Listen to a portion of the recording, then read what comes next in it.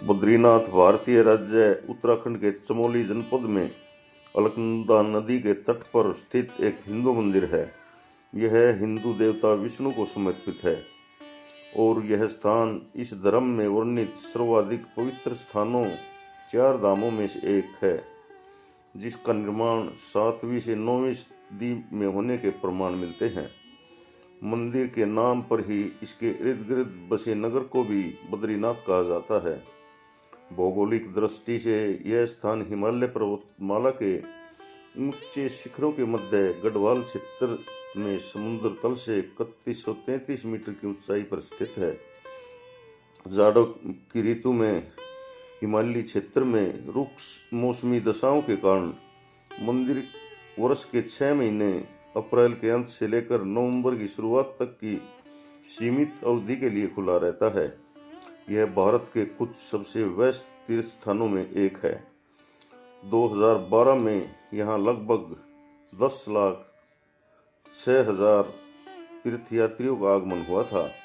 बद्रीनाथ मंदिर में हिंदू धर्म के देवता विष्णु के रूप में बद्री नारायण की पूजा की जाती है। यहाँ उनकी 1 मीटर लंबी शालिग्राम से निर्मित मूर्ति है, जिसके बारे में कहा जाता है कि इसे आदि शंकराचार्य ने 9वीं सदी में समीप नारद कुंड से निकालकर स्थापित किया था। इस मूर्ति को कई हिंदुओं द्वारा विष्णु के 8 स्वयं व्यक्त क्षेत्रों में स्वयं प्रकट हुई प्रतिमाओं में से एक माना जाता है। यद्यपि यह मंदिर उत्तर भारत में स्थित है, रावल कहे जाने वाले यहाँ के मुख्य पुजारी दक्षिण भारत के केरल राज्य के नंबूदरी संप्रदाय के ब्राह्मण होते हैं। बद्रीनाथ मंदिर को उत्तर प्रदेश राज्य के अधिनियम के तहत शामिल किया गया था, लेकिन बाद में श्री बद्रीनाथ तथा श्री केदारनाथ मंदिर अधिनियम के नाम से जाना जाने लगा। वर्तमान में उत्तराखंड सरकार द्वारा नामित एक 17 सदस्यीय समिति दोनों बद्रीनाथ और केदारनाथ मंदिरों को प्रशासित करती है, यानी कि उनकी देखभाल करती है। विष्णु पुराण, महाभारत तथा स्कंद पुराण जैसे कई प्राचीन ग्रंथों में इस मंदिर का उल्लेख मिलता है। 8वीं शताब्दी से पहले आलवार संतों द्वारा रचित नालईर दिव्य प्रबंधन में इसकी महिमा का वर्णन है। बद्रीनाथ नगर जहाँ ये मंदिर स्थित है, हिंदुओं के पवित्र 4 धामों के अतिरिक्त छोटे 4 धामों में भी गिना जाता है और यह विष्णु को समर्पित 108 दिव्य देशों में भी एक है।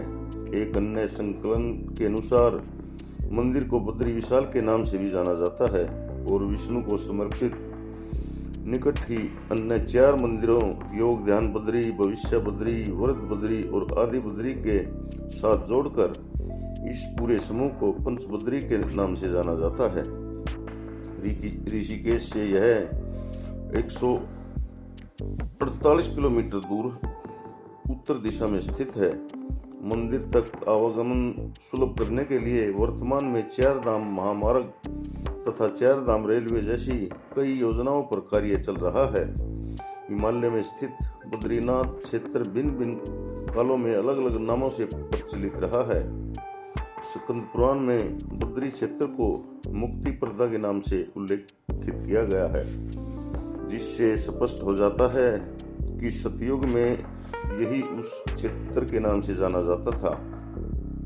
त्रेता युग में भगवान नारायण के इस क्षेत्र को योग सिद्ध और फिर द्वापर युग में भगवान के प्रत्यक्ष दर्शन के कारण इसे मणिभद्र आश्रम या विशाला तीर्थ कहा गया है। कलयुग में इस धाम को बद्रिकाश्रम तथा बद्रीनाथ के नाम से जाना जाता है। स्थान का नाम यहाँ बहुतायत में पाने जाने वाले बद्री यानी बेर के वृक्षों के कारण पड़ा है। एडविन टी एटकिंसन ने अपनी पुस्तक द हिमालयन गजेटियर में इस बात का उल्लेख किया है कि इस स्थान पर पहले बद्री के घने वन पाए जाते थे, हालांकि अब उनका कोई निशान तक नहीं बचा है। बद्रीनाथ नाम की उत्पत्ति पर एक कथा भी प्रचलित है, जो इस प्रकार है। मुनि नारद एक बाग एक बार भगवान विष्णु के दर्शन के लिए क्षीर सागर पधारे, जहां उन्होंने माता लक्ष्मी को उनके पैर दबाते देखा। चकित नारद ने जब भगवान से इसके बारे में पूछा तो अपराध बोध से ग्रसित भगवान विष्णु तपस्या करने के लिए हिमालय में चल दिए। जब भगवान विष्णु योग ध्यान मुद्रा में तपस्या में लीन थे तो बहुत अधिक हिमपात होने के कारण भगवान विष्णु हिम में पूरी तरह डूब चुके थे। उनकी इस दशा को देखकर माता लक्ष्मी का हृदय द्रवित हो गया। उन्होंने स्वयं भगवान विष्णु के समीप खड़े होकर एक बद्री वृक्ष के रूप में का रूप धारण किया और समस्त हिम को अपने ऊपर सहने लगी। माता लक्ष्मी जी भगवान विष्णु को धूप वर्षा और हिम से बचाने के लिए कठोर तपस्या में जुट गई। कई वर्षों बाद जब भगवान विष्णु ने अपना तप पूर्ण किया तो देखा कि लक्ष्मी जी हिम में ढकी पड़ी हैं। तो उन्होंने माता लक्ष्मी के तप को देखकर कहा, हे देवी, तुमने भी मेरे ही बराबर तप किया है, सो आज से इस धाम पर मुझे तुम्हारे ही साथ पूजा जाएगा। क्योंकि तुमने मेरी रक्षा बद्री के वृक्ष में के रूप में की है, सो आज से मुझे बद्री के नाथ यानी बद्रीनाथ के नाम से जाना जाएगा। पौराणिक लोक कथाओं के अनुसार बद्रीनाथ तथा इसके आसपास का पूरा क्षेत्र किसी समय शिव भूमि के रूप में अवतरित था। जब गंगा नदी धरती पर अवतरित हुई तो यह 12 धाराओं में बट गई तथा इस स्थान पर से होकर बहने लगी। यहाँ से अलकनंदा नाम की धारा बहती है। मान्यता अनुसार भगवान विष्णु जब अपने ध्यान योग हेतु उचित स्थान खोज रहे थे तब उन्हें अलकनंदा के समीप यह स्थान बहुत भाया। नीलकंठ पर्वत के समीप भगवान विष्णु ने बाल रूप में अवतार लिया और क्रंदन करने गए। उनका रुदन सुनकर माता पार्वती का हृदय द्रवित हो उठा और उन्होंने बालक के समीप उपस्थित होकर उसे मनाने के प्रयास किए और बालक ने उनसे ध्यान योग करने हेतु वह स्थान मांग लिया। यही पवित्र स्थान वर्तमान में बद्री विशाल के नाम से सर्वविवादित है। विष्णु पुराण में इस क्षेत्र में संबंधित एक अन्य दंत कथा है जिसके अनुसार धर्म के 2 पुत्र हुए थे, नर तथा नारायण, जिन्होंने धर्म के विस्तार के लिए कई हजार वर्षों तक एक स्थान पर तपस्या की। अपना आश्रम स्थापित करने के लिए एक आदर्श स्थान की तलाश में वे व्रत बद्री, योग बद्री, ध्यान बद्री और भविष्य बद्री नामक 4 स्थानों पर घूमते रहे। अंत में उन्हें अलकनंदा नदी के किनारे एक गर्म और ठंडा पानी का चश्मा मिला, जिसके पास के क्षेत्र को उन्होंने बद्री विशाल नाम दिया।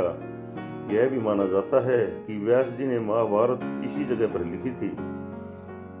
नर और नारायण ने ही क्रमशः अगले जन्म में अर्जुन तथा कृष्ण के रूप में जन्म लिया था। महाभारत कालीन एक अन्य मान्यता यह है कि इसी स्थान पर पांडवों ने अपने पितरों का पिंडदान किया था।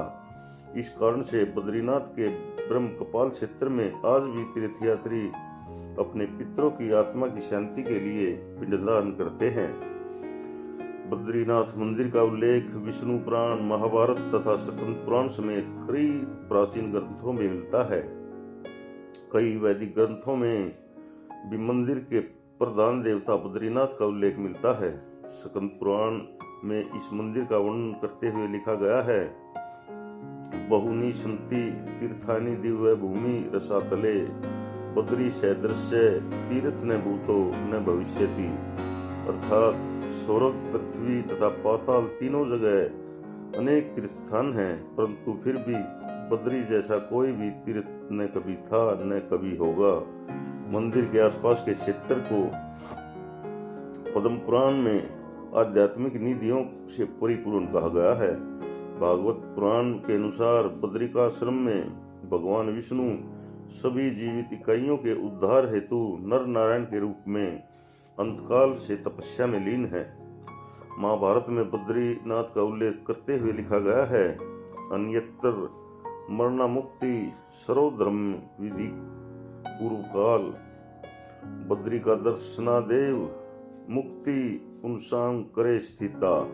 अर्थात अन्य तीर्थों में तो सब धर्म का विधि पूर्वक पालन करते हुए मृत्यु होने से ही मनुष्य की मुक्ति होती है, किंतु बद्री विशाल के दर्शन मात्र से ही मुक्ति उसके हाथ में आ जाती है। इस तरह वराह पुराण के अनुसार मनुष्य कहीं से भी बद्री आश्रम का स्मरण करता रहे तो वह पुनरावर्ती वर्जित वैष्णव धाम को प्राप्त होता है। यथा श्री बद्रिकाश्रम पुण्य यत्र यत्र स्थित स्मरेत शयाति वैष्णवम स्था पुनरावर्ती वर्जित।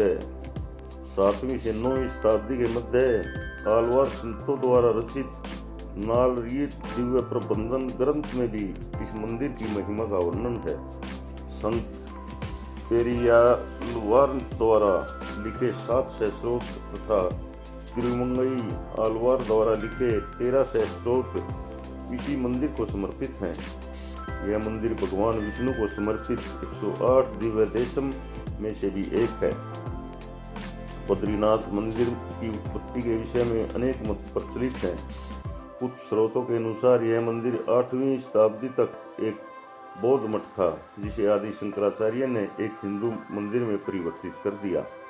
इस तरह के पीछे मंदिर की वास्तुकला एक प्रमुख कारण है, जो किसी बौद्ध विहार के समान है। इसका चमकीला तथा चित्रित मुख भाग किसी बौद्ध मंदिर के समान ही प्रतीत होता है। अन्य स्रोत बताते हैं कि इस मंदिर को 9वीं शताब्दी में आदि शंकराचार्य द्वारा एक तीर्थ स्थल के रूप में स्थापित किया गया था। एक अन्य मान्यता के अनुसार शंकराचार्य 6 वर्षों तक इसी स्थान पर रहे थे। इस स्थान में अपने निवास के दौरान वह 6 महीने के लिए बद्रीनाथ में और फिर 6 वर्ष केदारनाथ में रहते थे। हिंदू अनुयायियों का कहना है बद्रीनाथ की मूर्ति देवताओं ने स्थापित की थी। जब बौद्धों का पराभव हुआ तो उन्होंने इसे अलकनंदा में फेंक दिया। शंकराचार्य ने ही अलकनंदा नदी में से बद्रीनाथ की इस मूर्ति की खोज की थी और इसे तप्त कुंड नामक गर्म चश्मे के पास स्थित एक गुफा में स्थापित किया था। उसके बाद मूर्ति पुनः स्थानांतरित हो गई। तीसरी बार तप्त कुंड से निकालकर रामानुजाचार्य ने इसकी स्थापना की थी। एक पारंपरिक कहानी के अनुसार शंकराचार्य ने परमार शासक राजा कनकपाल की सहायता से इस क्षेत्र से सभी बौद्धों को निष्कासित कर दिया था। इसके बाद कनकपाल और उसके उत्तराधिकारियों ने ही इस मंदिर की प्रबंधन व्यवस्था संभाली थी। गढ़वाल के राजाओं ने मंदिर प्रबंधन के खर्चों को पूरा करने के लिए ग्राम के एक समूह गूंट की स्थापना की थी। इसके अतिरिक्त मंदिर की ओर आने वाले रास्ते पर भी कई गांव बसाए थे, जिनसे हुई आय का उपयोग तीर्थयात्रियों के खाने और ठहरने की व्यवस्था करने के लिए किया जाता था। समय के साथ साथ परमार शासकों ने बोलान बद्रीनाथ नाम अपना लिया, जिसका अर्थ बोलते हुए बद्रीनाथ है। उनका एक अन्य नाम श्री 108 बद्री नारायण गढ़राज महेंद्र धर्म वैभव धर्म रक्षक श्रोमणी भी था। इस समय तक गढ़वाल राज्य के सिंहासन को बद्रीनाथ की गद्दी कहा जाने लगा था और मंदिर में जाने से पहले भक्त राजा को श्रद्धा अर्पित करते थे। यह प्रथा 19वीं शताब्दी से के उत्तरार्ध तक जारी रही थी।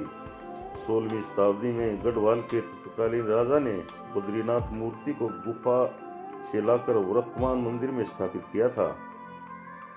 मंदिर के बन जाने के बाद इंदौर की महारानी अहिल्याबाई ने यहाँ स्वर्ण कलश की छतरी चलाई थी। 20वीं शताब्दी में जब गढ़वाल राज्य 2 भागों में बट गया तो बद्रीनाथ मंदिर ब्रिटिश शासन के अंतर्गत आ गया। हालांकि मंदिर की प्रबंधन समिति का अध्यक्ष तब भी गढ़वाल का राजा ही होता था। मंदिर की आयु और क्षेत्र में निरंतर आने वाले हिमस्खलनों के कारण होने वाली क्षति के फलस्वरूप मंदिर का कई बार नवीनीकरण हुआ है। 17वीं शताब्दी में गढ़वाल के राजाओं द्वारा मंदिर का विस्तार करवाया गया।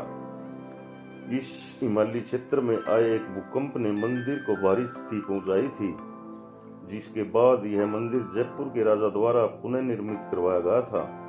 निर्माण कार्य के दशक के अंत तक चल रहे थे। हालांकि यह मंदिर प्रथम विश्व युद्ध के समय तक बनकर पूरी तरह तैयार हो गया था। इस समय तक मंदिर के आसपास एक छोटा सा नगर भी बसने लगा था, जिसमें मंदिर के कर्मचारियों के आवास के रूप में 20 झोपड़ियां थी तथा तीर्थयात्रियों की संख्या आमतौर पर 7 से 10 हजार के बीच रहती थी। हालांकि प्रत्येक 12 वर्ष में आने वाले कुंभ मेले त्योहार के समय इन आगंतुकों की संख्या 50,000 तक बढ़ जाती थी। मंदिर को विभिन्न राजाओं द्वारा दान दिए गए कई ग्रामों से भी राजस्व की प्राप्ति होती थी।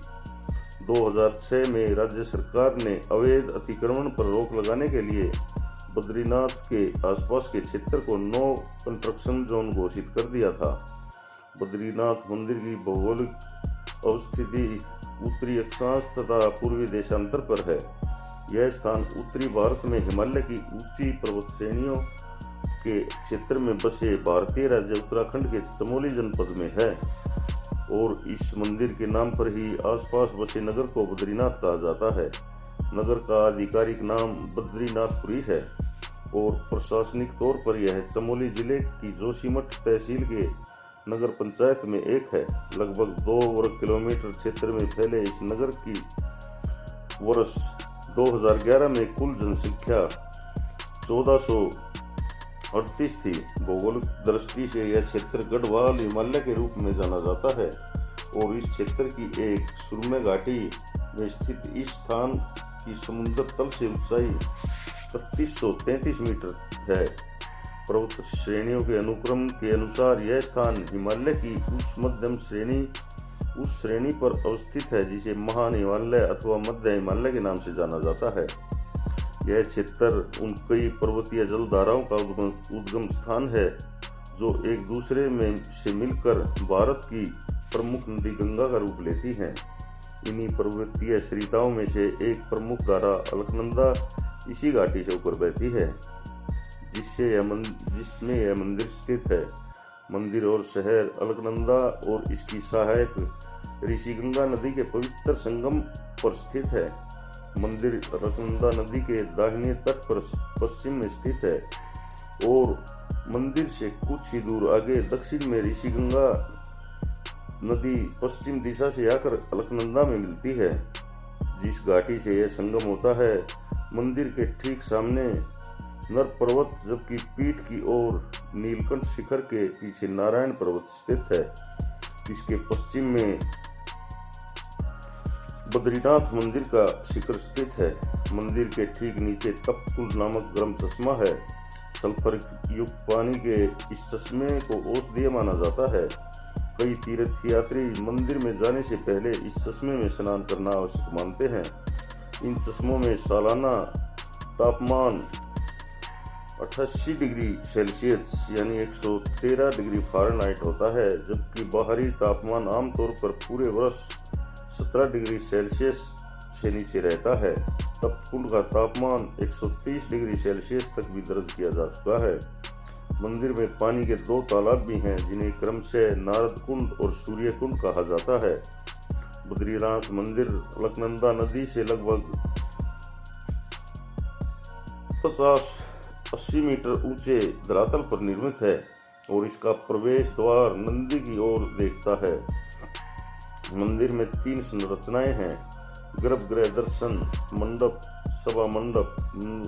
मंदिर का मुख पत्थर से बना है और इसे धनुषाकार खिड़कियां हैं। चौड़ी सीढ़ियों के माध्यम से मुख्य प्रवेश द्वार तक पहुंचा जा सकता है, जिसे सिंह द्वार कहा जाता है। यह एक लंबा धनुष द्वार है। इस द्वार के शीर्ष पर 3 स्वर्ण कलश लगे हुए हैं और छत के मध्य में एक विशाल घंटी लटकी हुई है। अंदर प्रवेश करते ही मंडप एक बड़ा स्तंभों से भरा हाल जो गर्भगृह या मुख्य मंदिर क्षेत्र की ओर जाता है। हाल की दीवारों और स्तंभों को जटिल नक्काशी से सजाया गया है। इस मंडप में बैठकर श्रद्धालु विशेष पूजाएं, आरती आदि करते हैं। सभा मंडप में ही मंदिर के धर्माधिकारी, नायब रावल और वेद पाठी विद्वानों के बैठने के स्थान हैं। गर्भगृह की छत शंकुधारी आकार की है और लगभग छत के शीर्ष पर एक छोटा सा कपोला भी बना हुआ है जिस पर सोने का पानी चढ़ा है। गर्भगृह में भगवान बद्रीनाथ की 1 मीटर लंबी शालिग्राम से निर्मित मूर्ति है जिसे बद्री वृक्ष के नीचे सोने की चंदवा में रखा गया है। बद्री नारायण की इस मूर्ति को कई हिंदुओं द्वारा विष्णु के 8 स्वयं प्रकट हुई प्रतिमाओं में एक माना जाता है। मूर्ति में भगवान के 4 हाथ हैं, 2 हाथ ऊपर उठे हैं, एक में शंख है और दूसरे में चक्र है, जबकि अन्य 2 हाथ योग मुद्रा में भगवान की गोद में स्थित हैं। मूर्ति के ललाट पर हीरा जड़ा हुआ है। गर्भगृह में धन के देवता कुबेर, देवर्षि नारद, उद्धव, नर नारायण की मूर्तियां भी हैं। मंदिर के चारों ओर 15 और मूर्ति की भी पूजा की जाती है। इनमें लक्ष्मी, गरुड़, नवदुर्गा की मूर्तियां शामिल हैं। इसके अतिरिक्त मंदिर परिसर में गर्भगृह के बाहर लक्ष्मी नरसिंह और संत आदि शंकराचार्य, नर नारायण, वेदांत देशिक, रामानुजाचार्य और माना गांव के एक स्थानीय लोक देवता घंटाकर्ण की भी मूर्तियां बनी हुई हैं। बद्रीनाथ मंदिर में स्थित सभी मूर्तियां शालिग्राम से बनी हुई हैं। हिंदू धर्म के सभी मतों के और संप्रदायों के अनुयायी बद्रीनाथ मंदिर के दर्शन हेतु आते हैं। यहाँ काशी मठ, जीयर मठ, उडुपी श्री कृष्ण मठ और मंत्रालयम श्री राघवेंद्र स्वामी मठ जैसे लगभग सभी प्रमुख मठवासी संस्थानों की शाखाएं और अतिथि विश्राम गृह हैं। बद्रीनाथ मंदिर भगवान विष्णु को समर्पित 5 संबंधित मंदिरों में से एक है जिन्हें पंच बद्री के रूप में एक साथ पूजा जाता है। ये पंच मंदिर बद्रीनाथ में स्थित बद्री विशाल, पांडुकेश्वर में स्थित योग ध्यान बद्री, जोशी मठ से दूर स्थित भविष्य बद्री, ज्योतिर्मठ से दूर अनिमठ में स्थित व्रत बद्री और कर्ण प्रयाग में दूर आदि बद्री, इन 5 मंदिरों को जब 2 अन्य मंदिरों को भी जोड़ा जाता है जो इन 7 मंदिरों को संयुक्त रूप देते हैं, जिन्हें सप्त बद्री कहा जाता है। सप्त बद्री में इन 5 मंदिरों के अतिरिक्त कल्पेश्वर के निकट ध्यान बद्री तथा ज्योतिर्मठ तपोवन के समीप स्थित अर्ध बद्री भी शामिल हैं। ज्योतिर्मठ में के नरसिंह बद्री को भी कभी कभी पंच बद्री या सप्त बद्री में स्थान दिया जाता है। उत्तराखंड में पंच बद्री, पंच केदार तथा पंच प्रयाग पौराणिक दृष्टि से तथा हिंदू धर्म की दृष्टि से अति महत्वपूर्ण माने जाते हैं। बद्रीनाथ भारत के सबसे लोकप्रिय तथा पवित्र मंदिर माना जाता है। एक अन्य धाम रामेश्वरम, पुरी और द्वारका हैं। यद्यपि इन धामों की उत्पत्ति स्पष्ट रूप से ज्ञात नहीं है, परंतु आदि शंकराचार्य द्वारा स्थापित हिंदू धर्म के अद्वैत संप्रदाय ने इनकी उत्पत्ति का श्रेय शंकराचार्य को ही दिया है। भारत के 4 कोनों में स्थित इन धामों की यात्रा हिंदुओं द्वारा पवित्र मानी जाती है और हिंदू धर्म से संबंधित प्रत्येक व्यक्ति अपने जीवन में कम से कम एक बार तो इन धामों का दौरा करने की इच्छा रखता है। परंपरागत रूप से यह तीर्थ यात्रा पूर्वी छोर पर स्थित पुरी से शुरू होती है और फिर दक्षिणावर्ती घड़ी की दिशा में आगे बढ़ती है। इन धामों के अतिरिक्त भारत के 4 कोनों में 4 मठ भी स्थित हैं। उनके समीप ही उनके परिचारक मंदिर भी हैं।